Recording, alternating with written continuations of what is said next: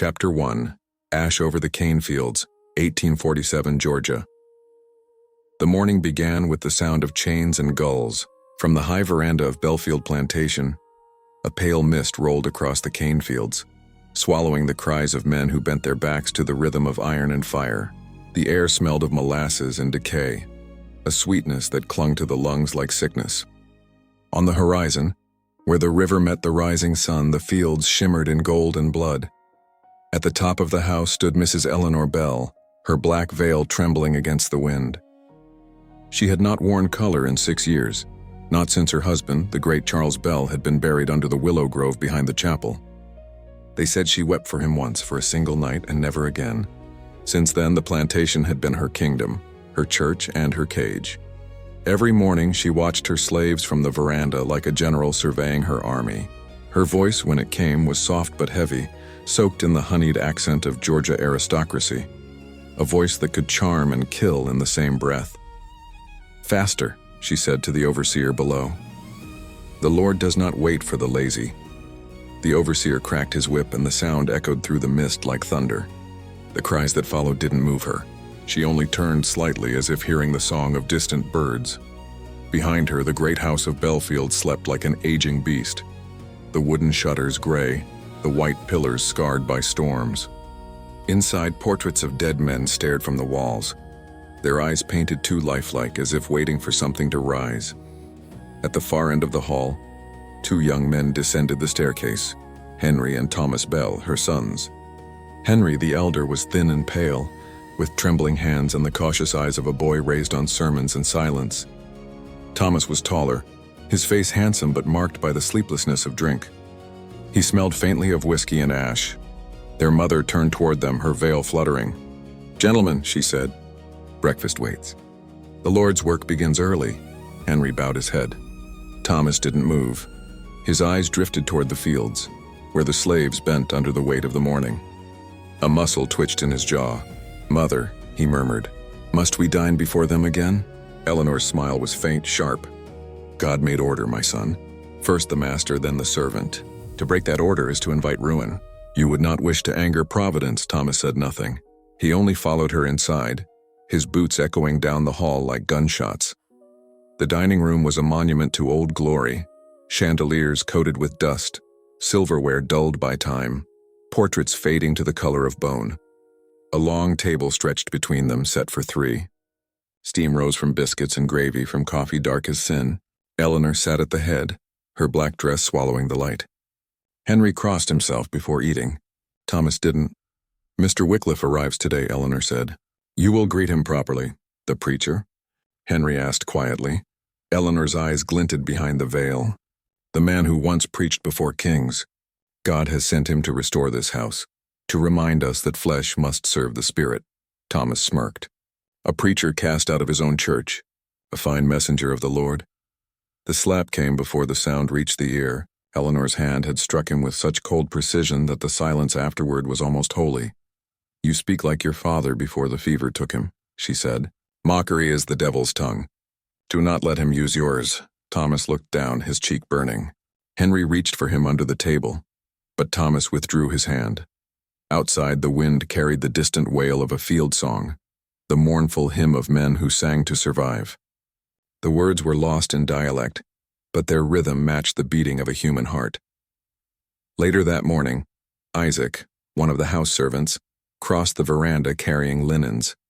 He was unlike the others, his face sharp, his eyes quick, his voice measured. Rumor said his father was a white doctor from Savannah, though none dared to speak of it. Eleanor kept him close, for he read and wrote better than most men she knew. When she saw him approach, she paused. "Isaac," she said, "do you still pray?" "Yes, ma'am," he answered. "Every night. And what do you ask for?" "Deliverance, ma'am," she smiled faintly. "From what?" He hesitated. "From sin." Her eyes lingered on him a moment too long. Then she nodded and walked on. The scent of lilac trailed after her like smoke.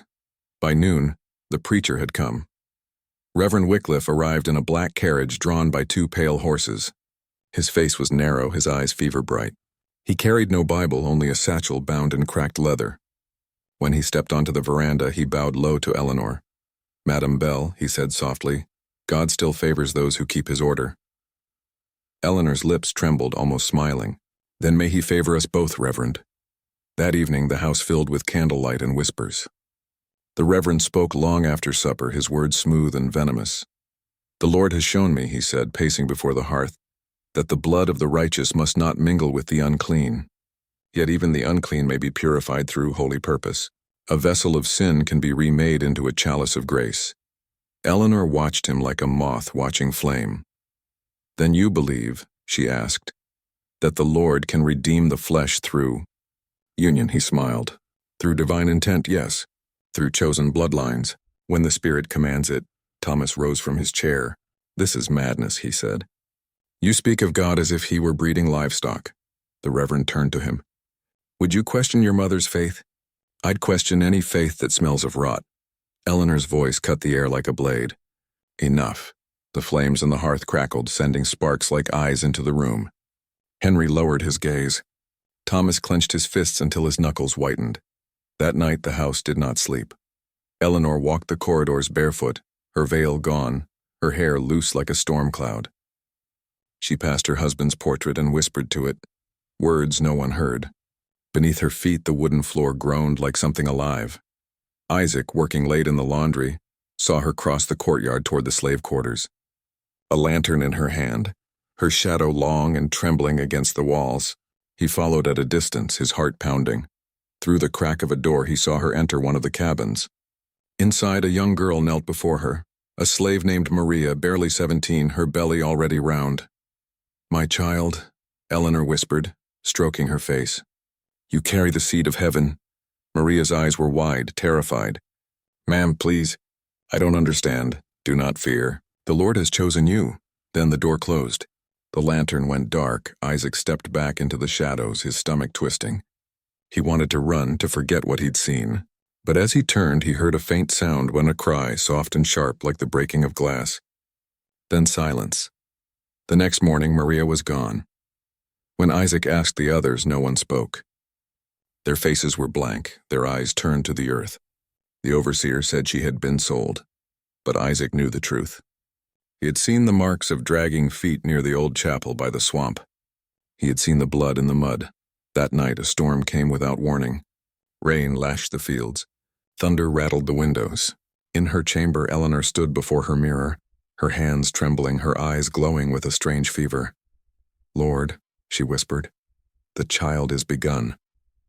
The blood is pure. Down in the cellar, something moved. It was not the wind. Isaac, hiding under the eaves of the kitchen, saw a faint light flickering beneath the house, a candle moving through the cracks in the floorboards. He crept closer, the rain soaking his shirt, and pressed his ear to the old cellar door. He heard voices. One was Eleanor's, calm, almost tender. The other, a man's, low and trembling. Thomas. Mother, please, he said. You can't make me do this. God commands it, she hissed. The world is rotten with sin. We must cleanse it. I won't. Not again. You will. Then the sound of a slap. Then a sob. Isaac stumbled back, horror crawling through his veins. The candlelight flickered once more and died. For the rest of the night, the rain did not stop. The river swelled. The cane fields drowned.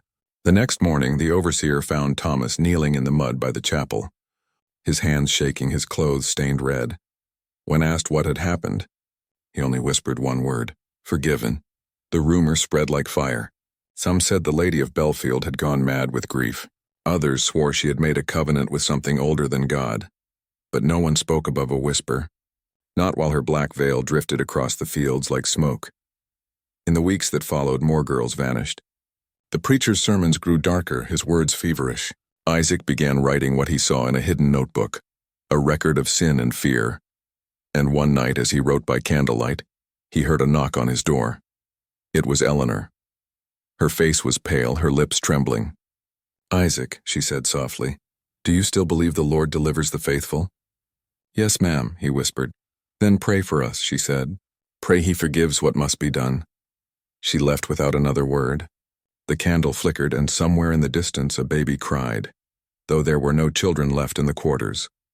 The sound came again, faint and hollow, drifting through the rain. Isaac looked toward the swamp where the old chapel stood in ruin. A single light burned inside. He closed his notebook and went out into the storm. The rain stopped 2 days later, but Bellfield never dried. The air clung wet to the skin, heavy with the smell of river mud and rot.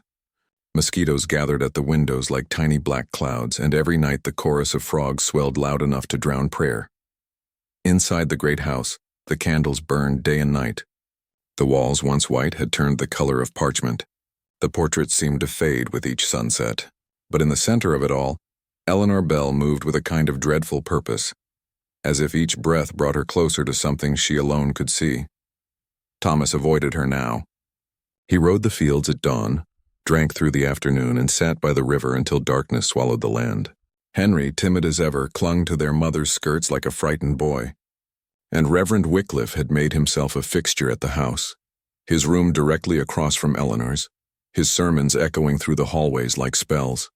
He preached not to save souls, but to carve them open. His voice rose in the chapel each night, painting the walls with visions of purgation, divine flesh, holy sacrifice.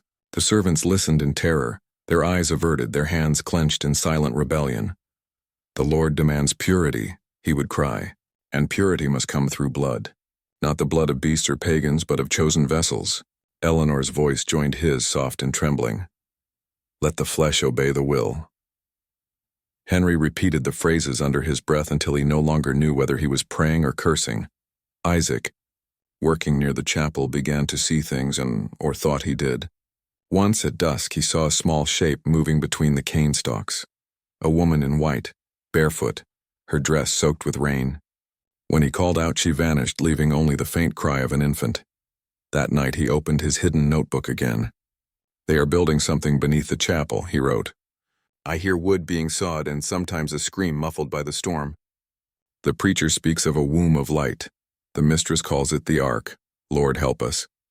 The next morning, Eleanor summoned both her sons to the parlor. The curtains were drawn. The air smelled of wax and iron. Reverend Wycliffe stood beside her, his hands folded as if over a coffin. "My sons," Eleanor said, "the Lord has chosen our house for his renewal. The child is to come, and you must each take your part in his design." Thomas stared at her, eyes hollow. "No more," he said. "I will not take part in your madness." She rose slowly. "Madness? The girl Maria is dead, isn't she?" Eleanor's face did not move. "She was taken. The Lord took her." "Then he's a butcher," Thomas spat. Wycliffe stepped forward, his tone silk and venom. "Careful, boy. To blaspheme your mother is to blaspheme Providence." Thomas turned on him. "You're no preacher. You're a parasite feeding on her grief." Eleanor's voice sharpened. "Silence." The chandelier trembled above them. Henry flinched, pressing his hands over his ears. "Do you not see?" Eleanor whispered. "God speaks through me. He demands a new covenant. The blood of our own line sanctified by obedience. We will be his chosen house as Abraham's was before the flood of doubt." Thomas took a step back. "You mean to breed salvation? With your own blood?" Her lips curved into a smile that was more like pain. "To cleanse the stain, my son. To perfect what was broken." He left the room without bowing. The door slammed behind him like thunder. Henry remained, shaking. "Mother," he said softly, "what if Thomas is right?" Eleanor turned to him, her eyes wet and bright. "Then he shall burn with the rest." That night the storm returned. Lightning cracked across the river, revealing the black shape of the chapel through sheets of rain.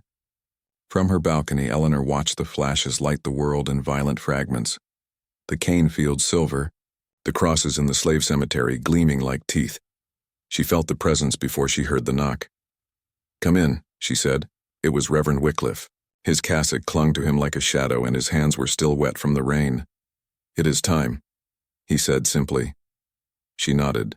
Together they walked down the hall, their footsteps slow, deliberate.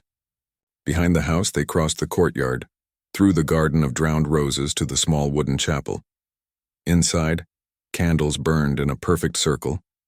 In the center lay a stone basin filled with dark water.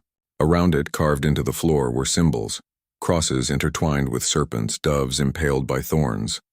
The smell of blood was unmistakable. Wycliffe opened his satchel and withdrew a small book bound in red leather. Its pages were filled with handwritten scripture, each verse twisted, rewritten. Eleanor knelt before the basin. "Lord," she murmured, "I offer what is mine." Outside, unseen, Isaac watched through a crack in the rotting boards. He saw her cut her palm with a blade and let the blood fall into the basin.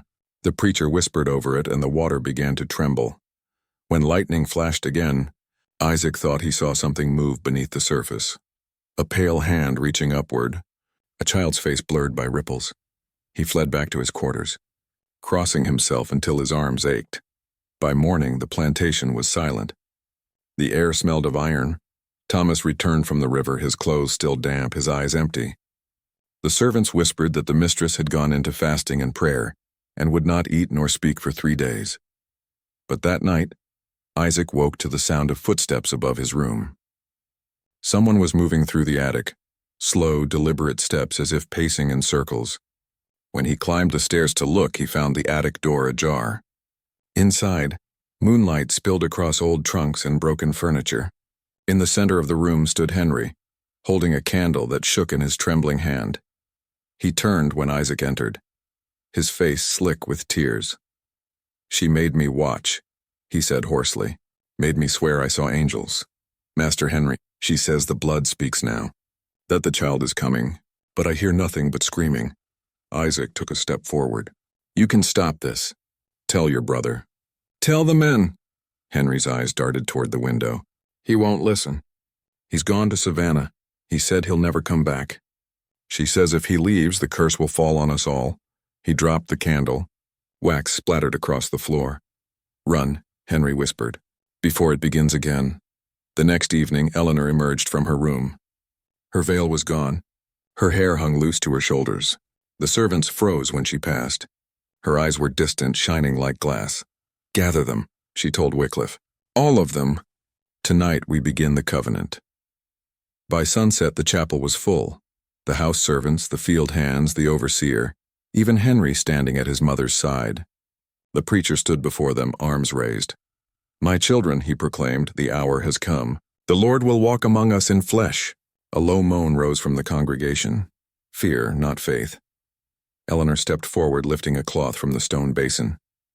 Beneath it was not water, but blood, dark and thick.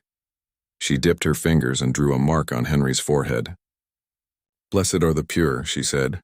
When she turned to the others, Isaac moved. He pushed through the crowd, shouting, "Stop this! She's lost her mind?" 2 overseers seized him, dragging him forward. Eleanor looked at him calmly. "You doubt the Lord's work, Isaac?" "I doubt the devil's," he spat. "You killed them. Maria, the others, and where are they buried?" Her smile was slow, patient.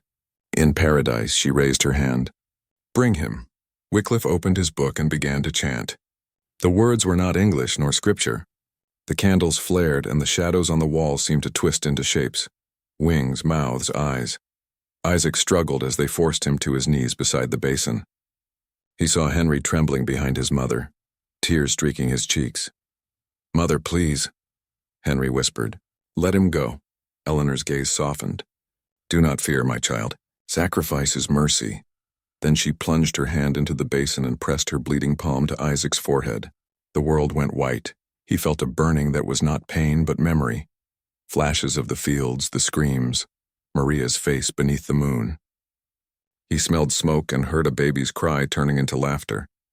Then darkness swallowed him whole. When he woke, the chapel was empty. The candles had burned to pools of wax. The basin was dry. Only the faint trace of blood remained on his skin, shaped like a cross.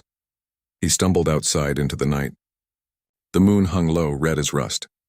From the far end of the field came a sound, faint, rhythmic, like a lullaby.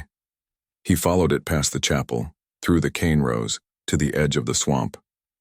There, half submerged in water, stood Eleanor. She held something in her arms, rocking gently. "Ma'am?" he whispered. She turned. The moonlight caught her face, serene and terrible. In her arms was a newborn child, its eyes already open. "He is here," she said softly. "The blood is redeemed." Isaac took a step back. "That's not a child, ma'am," she smiled. "It is what the Lord has given." The baby's eyes gleamed like mirrors and silver, empty, endless. Then thunder rolled across the sky, and both mother and child vanished into the mist. By dawn, Bellfield stood silent again. Reverend Wycliffe was gone. Henry lay in his room, feverish, muttering fragments of prayer. Thomas had not returned. The servants packed what they could and fled before sunrise. Isaac remained only long enough to bury Maria's rosary beneath the willow grove. Then he left the plantation, walking north along the flooded road, the sound of unseen crying chasing him until the sun rose high enough to burn it away. Behind him, Bellfield breathed once, while the wind passing through broken shutters, and the house seemed to sigh like a living thing. The road out of Bellfield wound through miles of cane and swamp, but even as Isaac walked, he felt the house following him, its shadow stretching across the fields like a stain. For 2 days he kept moving north, sleeping in barns and under trees. But on the third night the dreams began. He saw Maria standing in the chapel, her dress wet with blood, holding a child that wasn't a child. She whispered his name over and over until he woke screaming. Every night the same. And always behind her voice came another, Eleanor's, calm and cold, promising that the blood remembers. After a week, he could bear it no longer. The world beyond Bellfield meant nothing. The field still burned behind his eyes. He turned back. By the time he reached the river, the air had changed. The plantation lay quiet beneath a veil of fog. The once bustling fields were overgrown, the cane uncut. The great house loomed above the swamp, its shutters hanging loose, its windows black. Isaac stood at the gate, heart pounding. The bell above the veranda, the one that had called men to work, hung crooked, rusted. Crows circled overhead. Somewhere far off a child laughed, though the sound was too sharp, too hollow to be real. He crossed the courtyard. The doors of the house were unlocked. Inside, the air was thick with mildew and silence. Dust lay over everything, tables, portraits, even the grand staircase where Eleanor had once stood like a queen. "Miss Bell?" He called softly, no answer. Only the groan of the floorboards. He moved from room to room, each one darker than the last. The dining hall smelled faintly of decay. Plates still sat on the table, their contents long rotted. In the parlor, the portrait of Charles Bell had fallen, the frame split clean in half. In the study, he found Henry. The young man sat slumped in a chair, his hair matted, his eyes open but vacant. The Bible lay open in his lap, its pages soaked with something dark. When Isaac touched his shoulder, Henry flinched, staring at him as though from miles away. "Isaac," he whispered, "you came back. I had to. Where's your mother?" Henry's lips trembled. "She's below." "Below?" He nodded toward the floor. "The cellar. The preacher built it for her. He said the Lord would rise from the earth." Isaac felt the chill run through him. "You haven't been down there?" Henry shook his head. "She won't let me. She says I'm weak. Says I can't see the glory yet." "Where's the preacher? Gone or buried?" "Maybe both."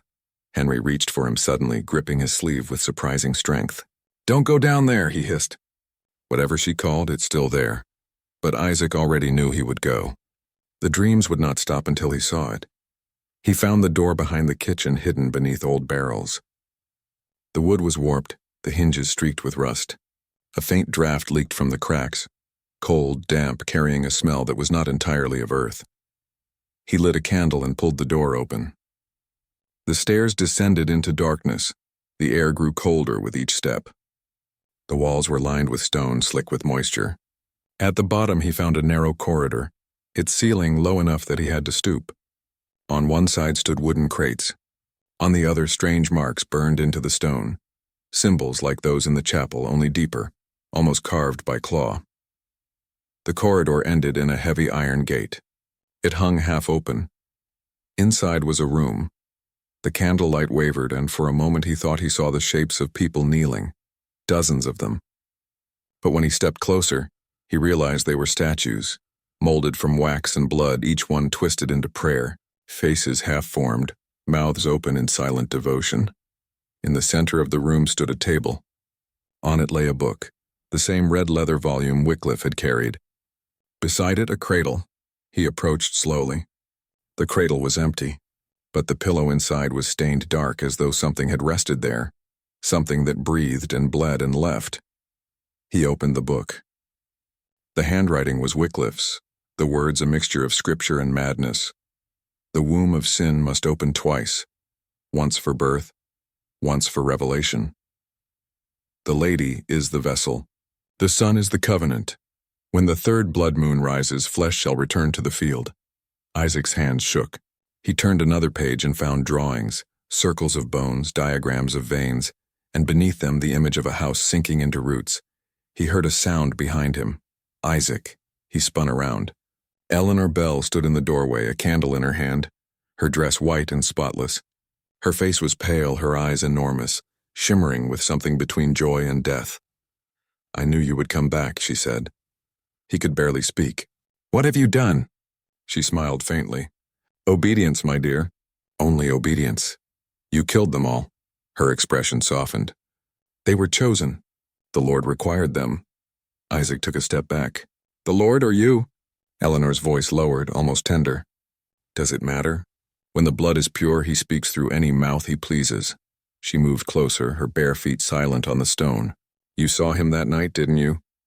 "The child. You know he's real." "I saw a monster." She laughed softly, the sound echoing off the walls. "There are no monsters, Isaac. Only men too blind to see God's face." He raised the candle, the flame trembling. "Where is he now?" Her eyes flicked toward the shadows. "Everywhere." A sudden cry pierced the air, high, thin, unmistakably human. It came from the far corner of the room. Isaac turned and saw a figure crouched there. Henry. His clothes were filthy, his hair wild. He clutched something in his arms, something that moved. "Henry?" Isaac whispered. Henry lifted his head. "She told me to keep him safe," he murmured. "Said he's the light. Said the world will burn if he cries." Isaac stepped closer. "Give me the child." Henry shook his head violently. "No, he'll scream." "You don't know what happens when he screams." Eleanor reached for her son, her voice suddenly sharp. "Henry, bring him to me." Henry backed away, clutching the bundle tighter. "He's mine now." Then the bundle moved and a sound rose from it, a low, wet gurgling that turned into laughter. The candlelight flickered, and for a heartbeat Isaac saw what lay in Henry's arms. Not a baby, but something pale and eyeless, its mouth too wide, its skin marked with veins like scripture. Henry screamed and dropped it. The thing hit the stone with a soft thud and began to crawl. Eleanor fell to her knees, arms open. "Come to me, my child," she whispered. Isaac seized Henry's arm and pulled him toward the stairs. "Run." Behind them came the sound of scuttling, the scrape of claws on stone. Eleanor's laughter followed, wild and joyous. They stumbled up the stairs, the candle sputtering. At the top, Isaac slammed the door and shoved a chair against it. Something struck the wood from the other side, once, twice, then stopped. Henry collapsed, sobbing. "It wasn't supposed to be like this," he moaned. "She said it would save us." Isaac knelt beside him, gripping his shoulders. "Listen to me. We burn it, all of it. The house, the cellar, everything." Henry looked up, eyes wide. "She'll never let us. Then we don't ask." They worked through the night. Isaac found the kerosene in the barn. Henry gathered the old linens. They soaked the walls, the floors, the chapel steps. The moon hung blood-red above the swamp as if watching. By dawn the fire caught. It spread fast, the dry timber snapping, the flames licking up the veranda pillars. Smoke poured through the windows, black and thick. From inside came a voice, Eleanor's singing. Not screaming, not praying, singing. Henry froze. "She's still down there." Isaac grabbed his arm. "Then she'll burn." But Henry tore free. "She's my mother." Before Isaac could stop him, he ran into the house. The smoke swallowed him whole.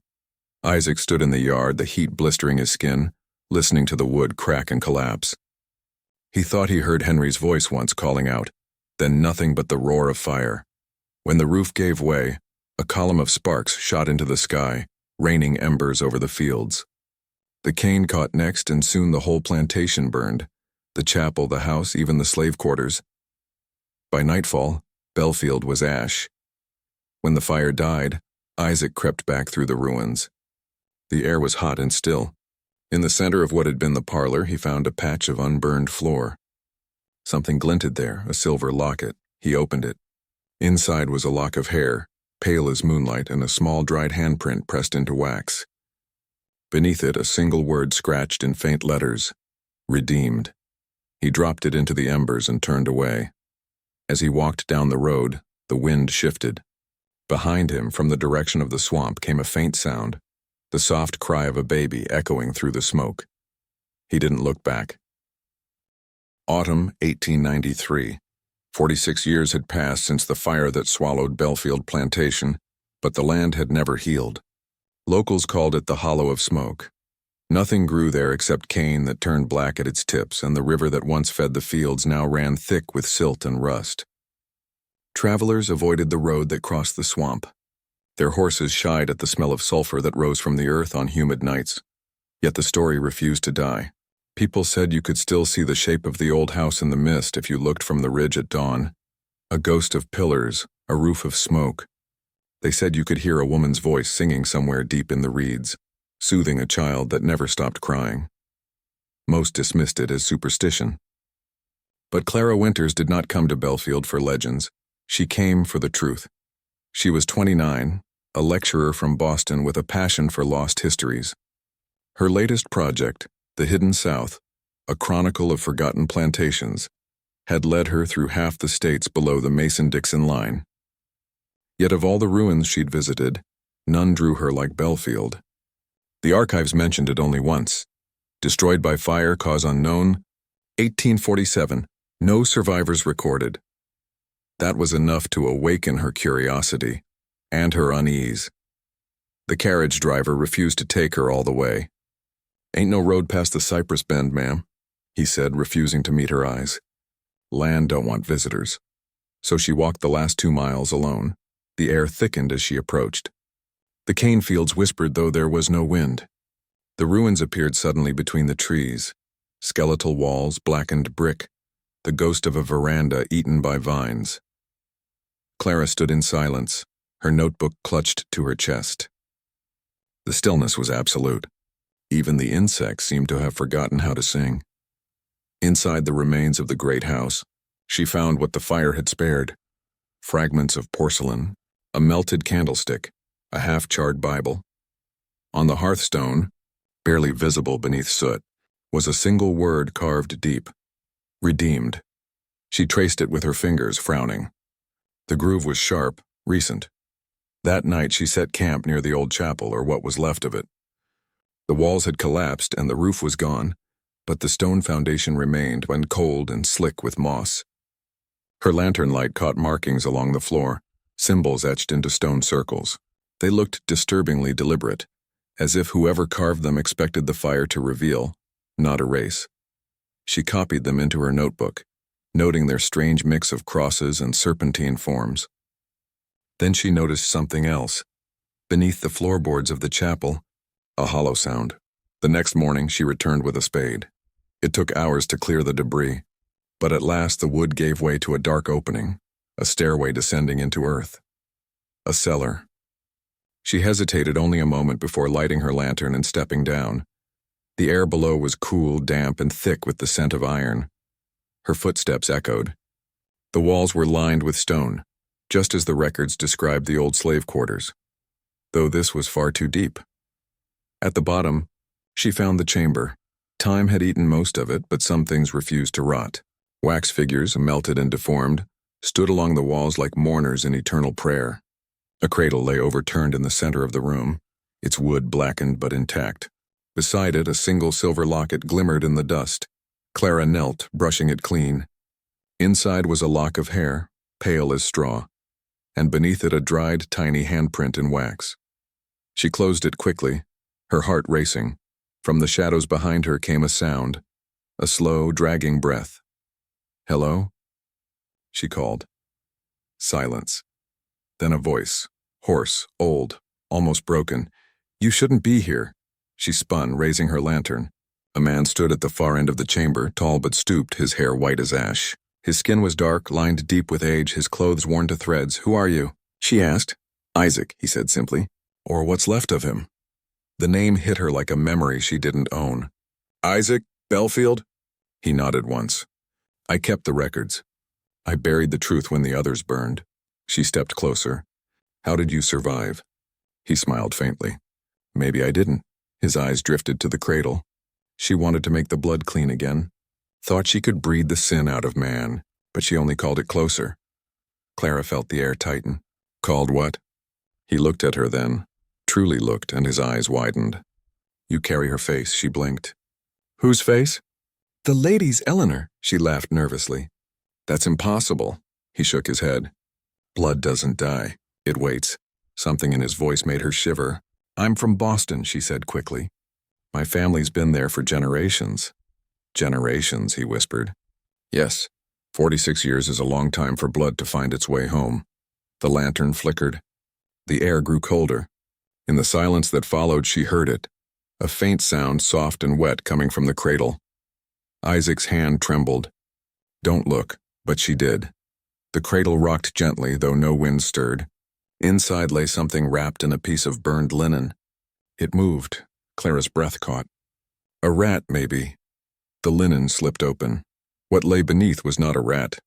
It was small, pale, perfectly preserved. A child's body, its eyes closed, its lips parted as if in sleep. Only it wasn't decayed. The flesh looked fresh, the color of candle wax, and across its chest, carved deep, were words in dried blood. "The Son is the covenant." Clara stumbled back, dropping the lantern. It shattered, and darkness rushed in. She felt Isaac's hand grab her arm. "Run." But the darkness moved. It rolled across the floor like smoke, whispering in voices too soft to be human. The cradle began to rock faster, the sound rising to a thin wail. Isaac pulled her toward the stairs. Behind them, something stirred. A scrape, a crawl, the echo of tiny hands on stone. They burst into the open air as the cellar collapsed, the ground splitting with a hiss of escaping steam. The chapel stones cracked apart. From within the earth came a cry that turned into laughter, the same laughter that had haunted Isaac's dreams all those years ago. He fell to his knees, clutching his chest. "It's awake," he gasped. "I told her the blood remembers." Clara helped him sit against a fallen beam. His breathing was shallow. "What is it? What did she make?" He smiled weakly. "A god that forgot how to love." Then his eyes went still. The wind rose, carrying ash through the ruins. Clara stood alone among the graves of Bellfield, staring at the collapsed ground where the cellar had been. When she finally left, the sun was setting, red and heavy, the same color as the river. She walked north until the road turned to stone, but even miles away she could still hear the faint hum of a lullaby behind her. Months later, back in Boston, Clara sorted through her notes. Her editor wanted an ending. Some moral, some conclusion, he'd said, but she could not give him one. The nightmares had not stopped. She often woke to find her windows open, her bed sheets damp with river water. Sometimes in the mirror, her reflection lingered a moment too long after she moved away. One night, unable to sleep, she opened the locket she'd found. She had sworn she'd thrown it into the swamp before leaving, yet here it was, lying among her papers. Inside, the lock of hair was gone. In its place was a single drop of fresh blood, still wet. She stared at it, frozen, as a faint sound drifted through her open window. A woman's voice humming an old Southern hymn, soft and sweet. Clara turned slowly toward the glass. Outside, in the street below, stood a woman dressed in black, holding a child. The lanterns flickered, and the woman raised her face. It was her own. The child in her arms smiled, its eyes silver and endless. Clara's scream never made it to the street. By morning, her apartment was empty. The neighbors said they'd heard a lullaby through the night, something about blood and redemption, and then nothing but silence. In the years that followed, The Hidden South was never published. But sometimes travelers passing through Georgia swore they saw a new plantation rising from the swamp, white columns gleaming beneath a red moon, and a woman standing on the veranda, cradling a child that whispered to the wind. And in the archives of the state, filed under Bellfield Rebuilt, appeared one final note, written in elegant script and unsigned: "The Lord's work continues. The blood remembers.